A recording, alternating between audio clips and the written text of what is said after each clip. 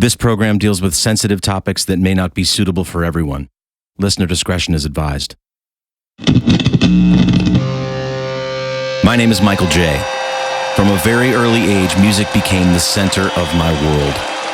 But as my father always said, you don't choose music, it chooses you.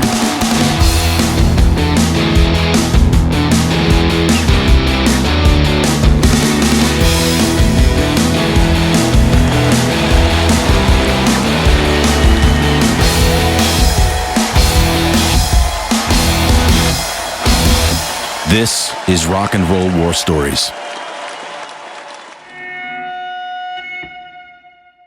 This podcast has been designed to be listened to like an audiobook, from beginning to end. The story isn't linear and will jump back and forth through time, but you'll be a whole lot less lost if you start at episode 1 and work your way forward from there. Also, if you've been enjoying this program so far, please do me a favor and subscribe and leave a short review if you're so inclined. It would help the show immensely. Thank you in advance. Episode 7. Nashville needed one more. Out there in the spotlight, you're a million miles away. Every ounce of energy you try to give away. As the sweat pours out your body, like the music that you play. Bob Seger, turn the page. 1. Kansas City. I became a full-time resident of Nashville, Tennessee in February of 2013. I landed a job working for a company called Innovative Percussion during the day. It didn't pay that much, but it was a fun job and was flexible enough to allow me to play an occasional gig should I get one. I was also busy hitting the pavement at night and on weekends to try and meet as many people in town as possible and to find any kind of work I could involving music. As I mentioned previously, I had landed a gig playing electric and acoustic guitar and singing high harmony vocals with country artist Chuck Wicks. Chuck wasn't touring full-time or even remotely close to it, but there were enough gigs and Opry performances on the books to keep me feeling like I didn't make a poor choice jettisoning my old life in Gainesville, Florida for Nashville. My first gig with Chuck also happened to be my very first gig traveling in a real honest-to-goodness tour bus. We were slated to play Kansas City. I was still feeling just a bit like a fish out of water, not only stepping into a new role as a sideman, but also stepping into a role as a sideman playing country music. Music is music, but the basic vocabulary was a bit different, and it wasn't as intuitive for me as playing alternative rock or modern pop hits on an acoustic guitar. I knew I'd get the hang of it eventually, but I also knew it would take me some time to get there.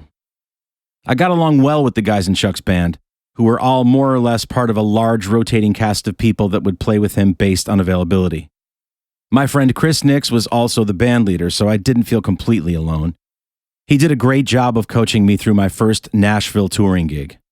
The bassist was a fellow Rochester, New York native named Pete. Once he discovered that it was my first gig ever on a tour bus, he decided he was going to give me a good old-fashioned hazing. I believe his exact words were, "Oh, ho, ho, your ass is mine." We had a full band rehearsal with Chuck and the band the same day we'd be leaving for the gig at a rehearsal facility called Soundcheck in Nashville. It was consequently the very first time I met Chuck. Rehearsal went well, but I could tell Chuck had his eyes and ears all over me to make sure I was up to snuff. Chris and my friend Tom Hurst had recommended me for the gig, and Chuck trusted both of them. I had also done my homework as always, and was as ready and prepared as I could possibly be. By the time the bus had pulled into Kansas City in the early part of the next day, Pete, the bassist, had somehow managed to procure a large bottle of Jack Daniels, which he tauntingly waved in my face as we were getting ready to load into the venue that morning. Soundcheck went off without a hitch, and we spent the better part of the day hanging out and exploring a bit of the local area before our set. I think Chuck could sense that I was a little nervous about the show, but he was kind enough to pull me aside on the bus shortly before showtime. He said, "Listen, man, you're doing a really great job. If you weren't, I would have told you already. Let's just have a pre-show drink together and have a great set, okay?" And with that, he opened up the aforementioned bottle of Jack, and poured us a couple Jack and Cokes, and we raised them up and drank them down.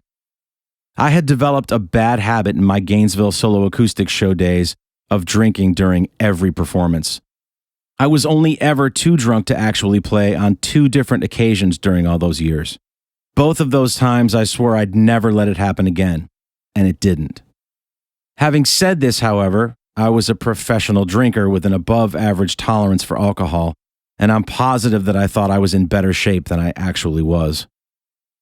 I went on stage that night in Kansas City with another full solo cup of Jack and Coke to sip during the set. My plan was to have just enough to calm my nerves. What I wasn't prepared for happened during one of the later songs in the set, a raucous, upbeat, bluesy country tune called Bar Love. The chorus lyrics are, "Your dress says come and get me. Your glass is getting empty. I know you haven't met me. Let's do a shot." And after the last line, Chuck would prompt the audience to yell, "Shot!" It was a fun crowd participation call and response type of thing. When we got to the breakdown section, the band started vamping and Chuck started talking to the audience. In my ear monitors on the talkback mic, which was only audible to the band, I heard, "Michael, put your fucking guitar down and come to the front of the stage." I had been so focused in on playing and singing my parts correctly that I didn't notice Pete the bassist grabbing the now half-full bottle of Jack from offstage and handing it to Chuck. Over the mic, he said, "All right, Kansas City, I'd like to introduce you to our newest member. This is Michael. When I sing the line, 'Let's do a shot,' you're all going to say, 'Shot!' And Michael here is going to drink straight out of this bottle of Jack for 3 seconds each time." And with that, he handed me the bottle of Jack, grinning devilishly, and proceeded to lead the crowd in the chorus. The first time it came around, "Your dress says come and get me. Your glass is getting empty. I know you haven't met me. Let's do a shot."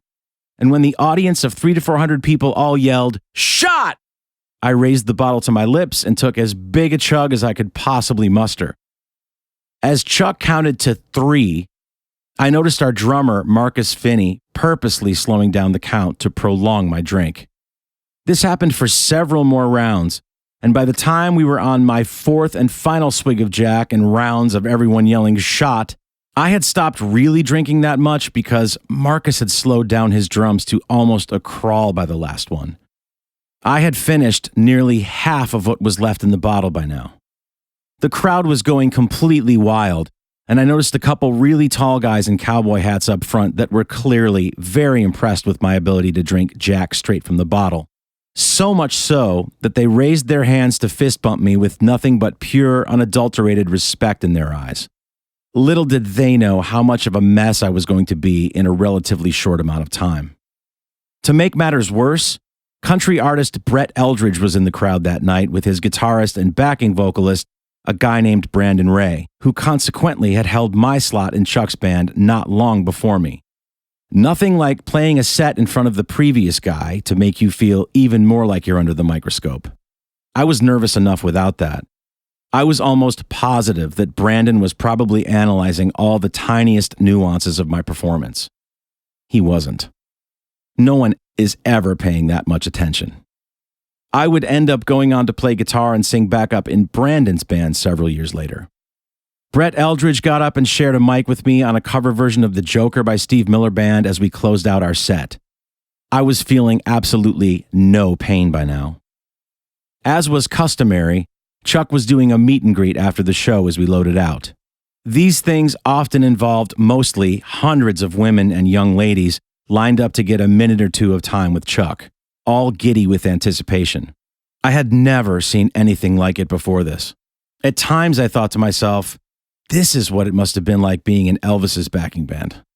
It was like this wherever we went, coast to coast in every city and at every festival, big and small. I was trying to dodge Pete the bassist because I knew he had it in for me, but he found me and grabbed me once I had packed all my stuff and said, "Okay, rookie, you're coming with me." He had started calling me rookie as soon as he found out that I'd never been on a tour bus before, despite the fact that I know full well that I had toured and done hundreds more shows than almost anyone in that band up to that point. I was about as far from a rookie as you can get. Pete started walking me past the women lined up for the meet and greet. He would introduce me to small groups of them one at a time, saying, "I'll get you ladies a couple extra minutes with Chuck if you buy this guy a shot." They'd look at me and say, "Oh, hey, you're the shot guy." And then one of them would leave the group and return with a shot a few minutes later, which I would then take, and we'd move down the line. This went on for a while until I just couldn't drink anymore. I could barely stand up or even see straight. Pete then thought it would be funny to bring me down to where the tour bus was parked and have me wait there, leaning against a large road case. "You stay down here and keep an eye on the gear, rookie. We'll bring the rest of the cases down." Staying in one place at this point was fine by me. Where I was standing also happened to be near the exit of the club, so every group of people that was leaving saw me without most of my faculties leaning against a large road case next to the tour bus. Most of them recognized me, and they'd all just say, "Hey, it's the shot guy." The rest of the night is kind of a blur from there. Big surprise. I remember bits and pieces of getting on the bus and finishing the very last bit of Jack in the Bottle, but only after much goading from Pete and the rest of the guys, before completely passing out in my bunk on the trip home. I had been properly and officially hazed and welcomed into the prestigious family of Nashville sidemen. The next morning, I awoke in a confused state, only to realize that I was still fully drunk. The 9-hour bus trip had felt to me like about an hour. As I got off the bus to look for my car, thankfully I had the presence of mind to know that there was no way in hell I was going to be driving myself anywhere anytime soon. Chris Nix was looking out for me, as always. He said, "Okay, man, I'll have my wife come back with me later to grab your car, but right now, you're coming with me back to my place." So I hopped into Chris's car with him, and we had scarcely made it to the interstate when I needed him to pull over at the side of the on-ramp so I could puke. I ended up sleeping, or rather passing out, in Chris and his wife's spare bedroom for the better part of almost another 9 hours before I felt well enough to emerge from the room. They had been kind enough to place a large bucket and some Gatorade by the side of the bed when I got there earlier, both of which I utilized. I made my way out to their back porch that evening where they were both sitting. They had been in and out checking on me all day, and at one point they had actually debated on bringing me to the hospital, but apparently I had taken enough of a turn for the better to satisfy them that I wasn't going to die in their house. I managed to choke down a donut and was able to get myself home that night in my own car, which they had picked up and brought to their house as promised. I found a souvenir from the weekend that had been placed in the back seat of my car when I got home. It was the empty bottle of Jack Daniels from the night before, autographed in black Sharpie by every member of the band, including Chuck and Pete, the bassist, who had been the captain of the hazing team. Next to Pete's signature, written in bold letters, was simply the word rookie.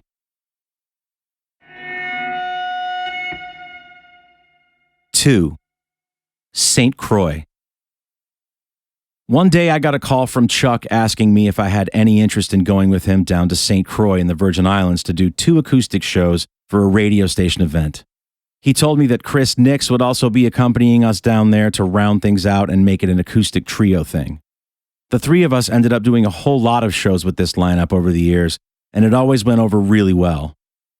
We even headlined a show at a street festival in Sacramento, California at one point, following a Motley Crue tribute band, and we actually held our own in front of a rowdy crowd of thousands. Chuck explained that these 2 gigs in St. Croix would not pay anything. However, the flights to and from and our accommodations for 3 days would all be taken care of. And we'd be staying at an all-inclusive resort, so all our food and drinks would be comped as well. There were even some planned group excursions on the island that would be on the radio station's dime too. Free vacation in the Virgin Islands? Play 2 short sets? Let me think about that one for a second. Yeah. Around this time, my personal life was in the process of falling apart. The girl that I had been dating in Gainesville and I were in a brutal on-again, off-again cycle. So the idea of a short getaway to a tropical location with excursions, sun and sand, music, and free food and drinks to clear my head sounded like just what the doctor ordered.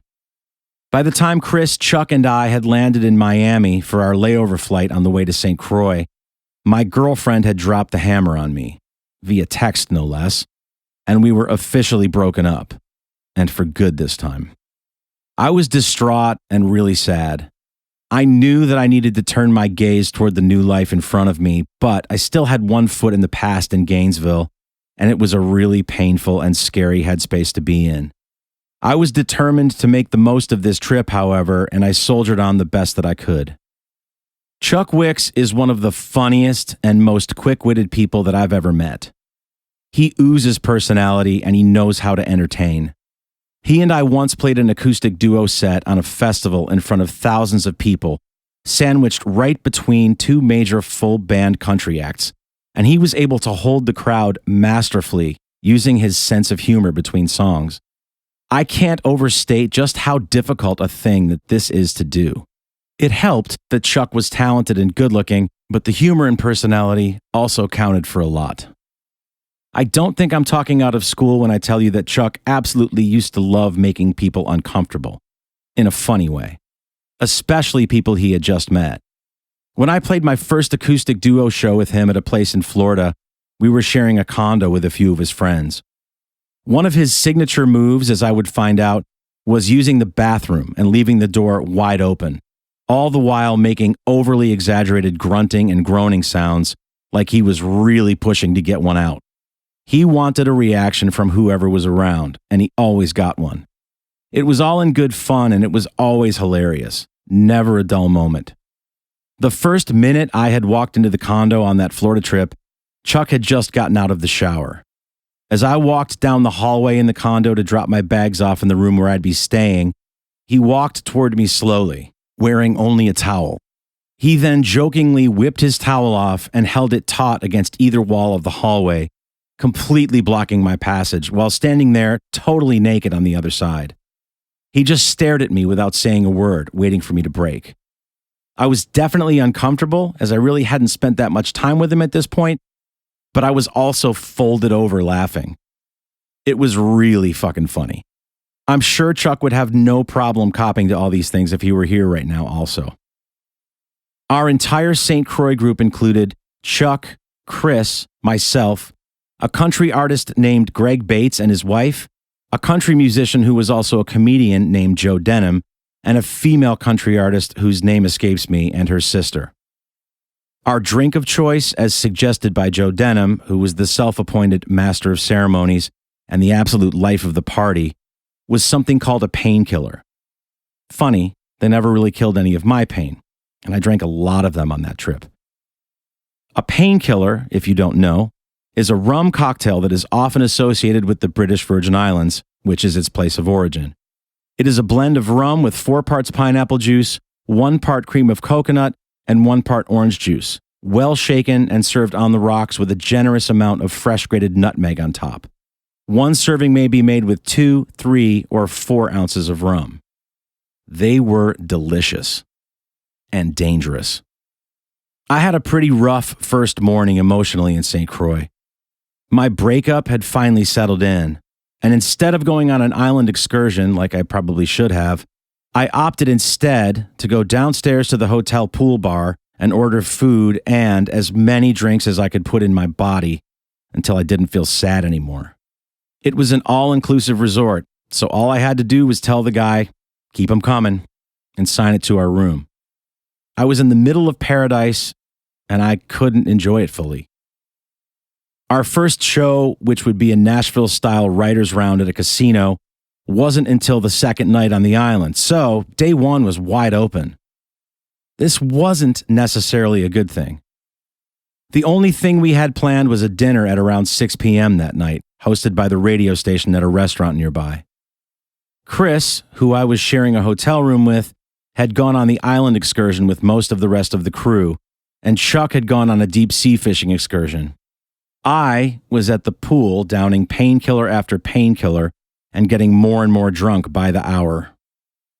By the time Chuck had returned at around 2 or 3 that afternoon, he found me drunk and sitting by the pool bar with sunglasses on, trying to hide the fact that I'd been crying a little. I was a mess.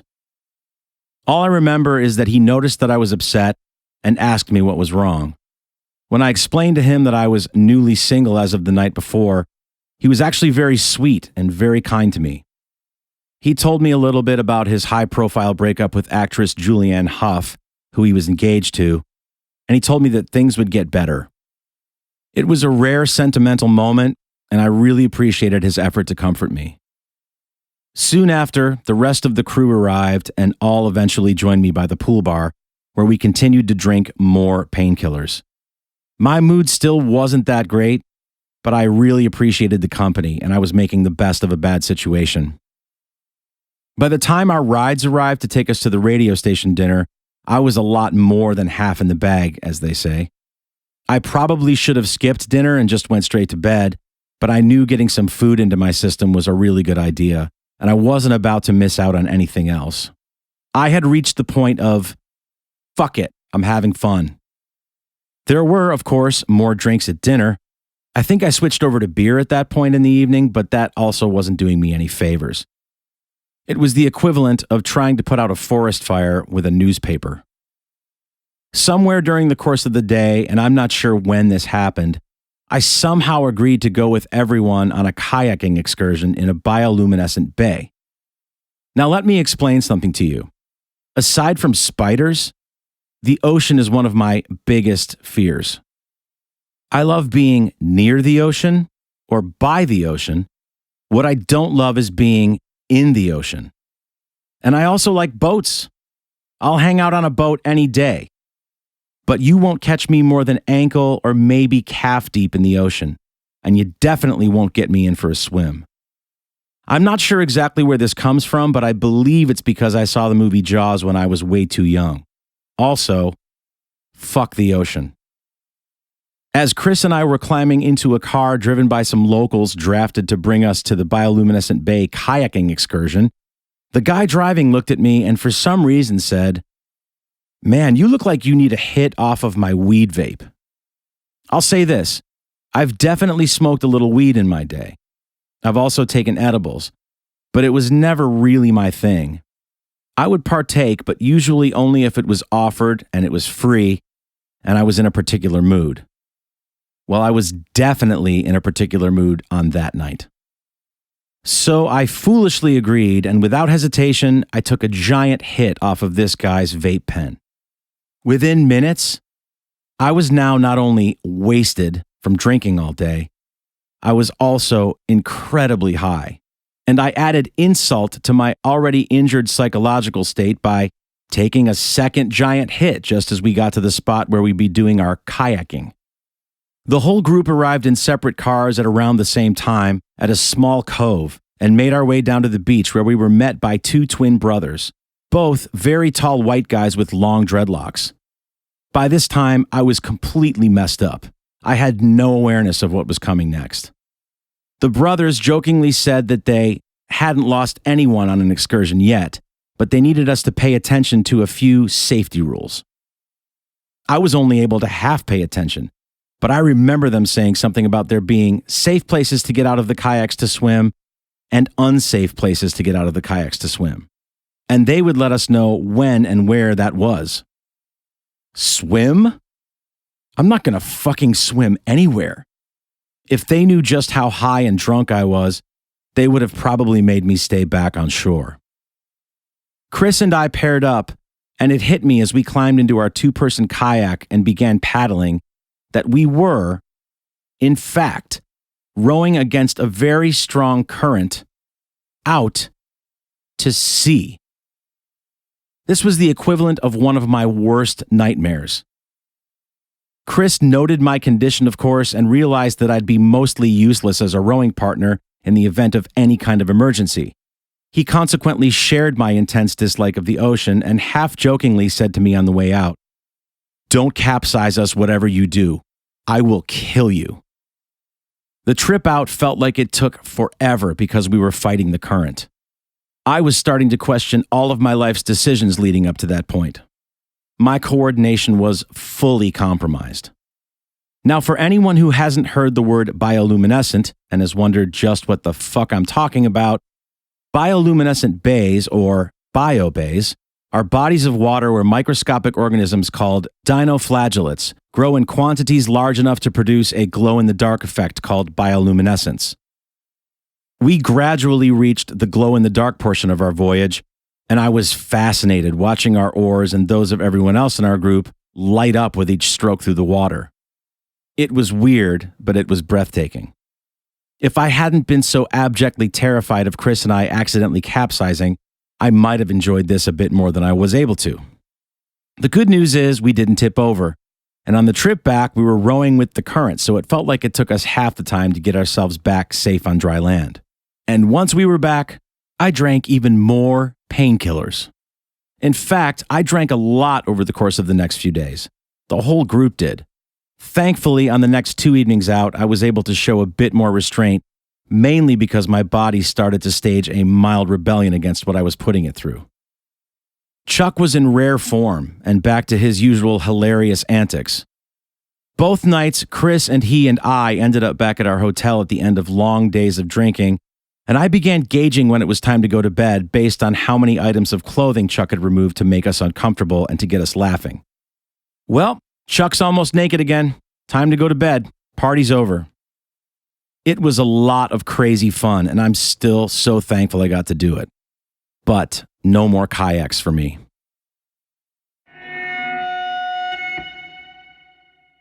Three, Panama City. At some point after I had been playing with Chuck for a number of years, he got booked to play a festival in Panama City, Florida. Chris Nix, who was normally the lead guitarist and band leader, was out on the road with one of the other acts he worked with and couldn't do the gig. If memory serves correctly, it was the band Tonic. I was appointed band leader in his stead, and we subbed in one of our friends to take his spot as lead guitarist, a guy named Gaurav Bali. There were more than several occasions over the years where we couldn't find someone to sub in as a lead guitarist, so at one point, I had actually learned all of Chris's parts on the gig and was able to flip-flop roles between lead and rhythm accordingly, depending on who we could get to fill a particular position. On this gig, Chuck was going to be flying into Panama City from somewhere else, so he asked me if I was willing to go to his business manager's office and pick up a 15-passenger van there to drive myself and the band down to Florida for the gig. There would be extra money in it for me, so I said yes without hesitation. I've always held side jobs that involved driving ever since I was younger. I've never minded it as much as some people do, and for me, depending on the level of traffic, it can be almost a meditative thing. Early that morning, I picked the van up, and I met all the band members in the parking lot of Soundcheck, the rehearsal facility I mentioned earlier, and we set off on our way. Soundcheck was often a popular spot to hold bus call, mainly because they had plenty of extra space for people to park their vehicles for a few days and to board a tour bus or a Sprinter van for a weekend's run of shows. The parking lot was generally safe, and there was even a section that was gated. A guy named Rob Mitchell, one of my dearest friends, who used to play with the band Sixpence None the Richer and many others, was our drummer. Bassist Jeff Lockerman would be handling bass duties. Jeff, also a good friend, has been the bassist for country duo Big and Rich for many years. Another of my close friends, a guy named Matt Heasley, would be playing keys. Matt is currently out with country artist John Party, but also has a lengthy resume and is one of the funniest people I've ever met. Chuck's longtime trusted front-of-house engineer, a guy named Ronnie Palmer, would be coming along to make sure we sounded pretty out front.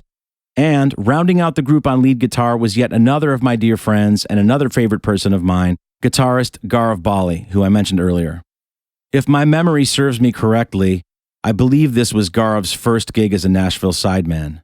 He had already been a very accomplished rock guitarist for many years prior and had just made the move to Nashville.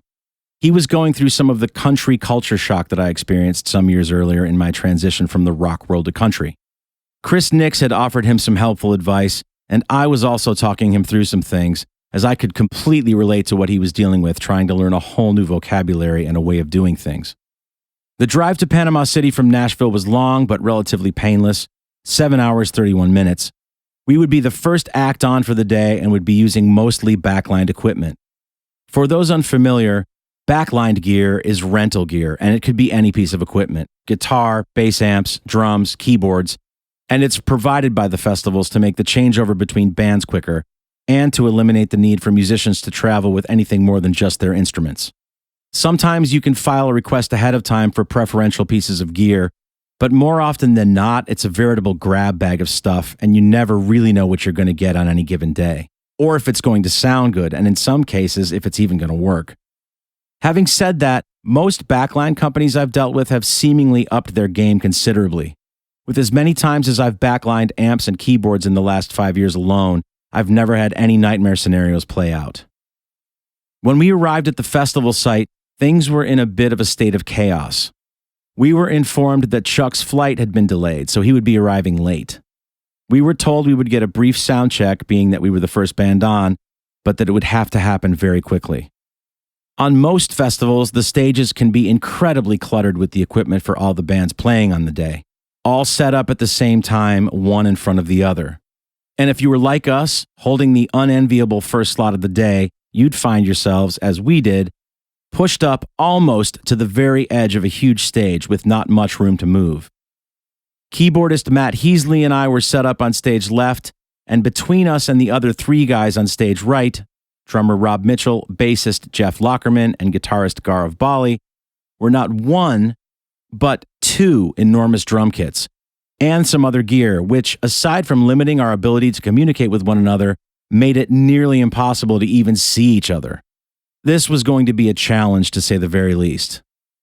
There was a large thrust or runway off the front of the stage that we musicians affectionately referred to as an ego ramp. We would be using floor monitor wedges for the day instead of in-ear monitors, and to make matters more challenging, the house monitor engineer, the guy responsible for adjusting things so that we could hear one another, was located far stage left. So far and behind so much gear that he was tucked away in a little alcove completely out of the line of sight of the entire band.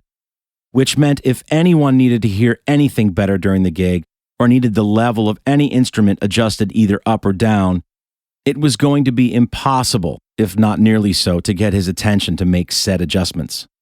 We would basically be flying blind for 45 minutes on material none of us had ever really played together as a band. Not even once. Our front of house sound engineer, Ronnie Palmer, was doing the best that he could to act as stage manager when we arrived, making sure we all had what we needed before heading out front to get us a quick sound check. Chuck arrived finally very late, and he was horrified to find out when he plugged his acoustic guitar in that he got no sound. TSA had apparently accidentally ripped the wires to the guitar pickup system out when they were inspecting it at airport security. It was broken and not able to be repaired on the spot, so Chuck had no guitar. Thankfully, the female artist who was on after us was nearby while this discovery was being made, and she generously offered her acoustic guitar to Chuck to borrow for our set. There's usually a very healthy, we're all in this together attitude among bands and crews for the most part. It's one of the reasons I love being a part of a community of musicians. I was privy to a conversation between the tech that handed the guitar that Chuck would be borrowing to Ronnie. He said, "She tunes her guitar down a half step. If you need to tune it up to standard, feel free to do it, but please tune it back up before you give it back." This would come into play in a huge way during our set. There was so much hustle and bustle in trying to get us plugged in and sound checked before the doors opened that the information about the tuning of the guitar was never properly conveyed to Chuck. And if it was, he was so preoccupied with getting a monitor mix for his vocals good enough to live with, as we all were with our own respective instruments, that it was completely pushed aside and forgotten. In situations like this, I learned through the years that there is no such thing as a perfect mix. There's only, can you live with that? Most of the time, unless you're a headliner, you have to deal with whatever you get. And a lot of times, it's incredibly bad, especially on festivals. Our set started off just fine.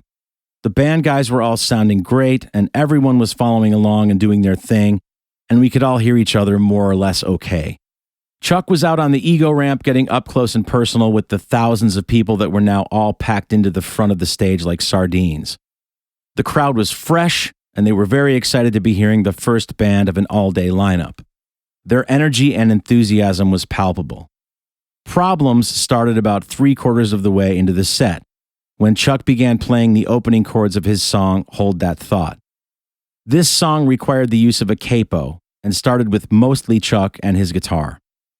A capo is a small device that clamps onto the neck of a guitar, changing the pitch of the open strings. There are a few different types of capos, but they all function the same way, by clamping onto the guitar's neck and holding down the strings against the fret. A capo temporarily shortens the strings on your guitar, raising the pitch of the unfretted or open strings and changing the key of open position chords. In this way, you can simply move the capo up and down the neck and play songs in different keys using the same chord shapes. The problem was, where Chuck was used to putting his capo on a guitar that was normally tuned to standard pitch, was now a half step down on a guitar that was tuned down a half step, as the borrowed guitar was. It never got tuned up prior to showtime.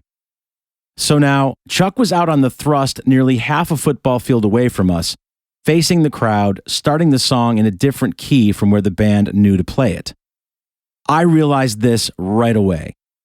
I would never claim on any day to possess perfect pitch, but I had played these songs with Chuck enough times to know when it was a half step lower.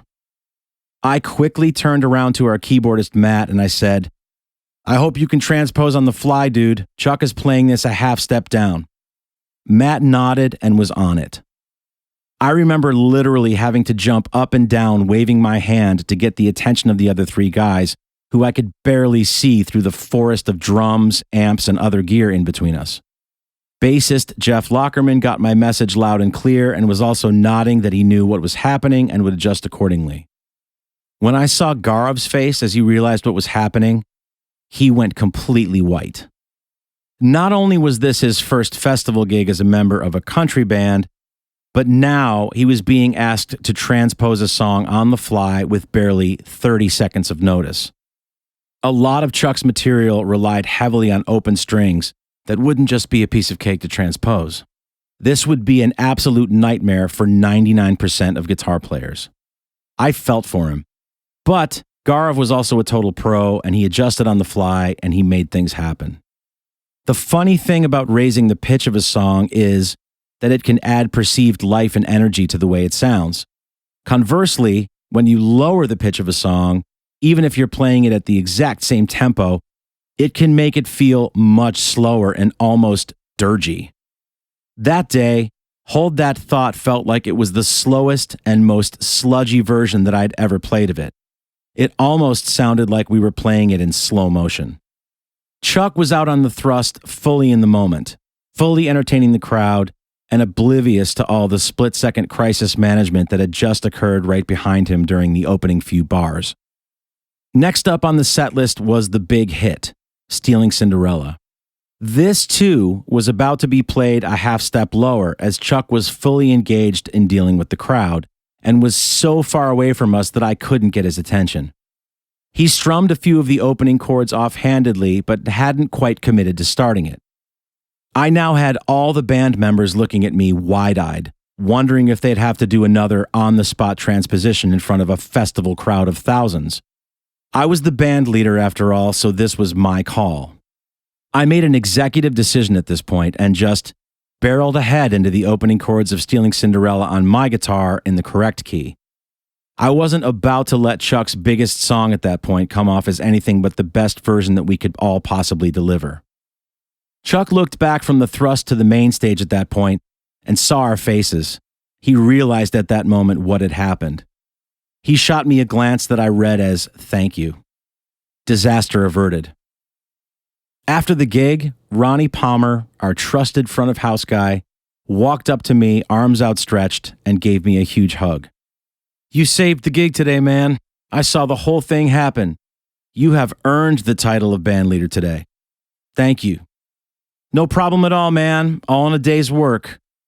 A really long, strange, stressful, but incredibly fun day's work.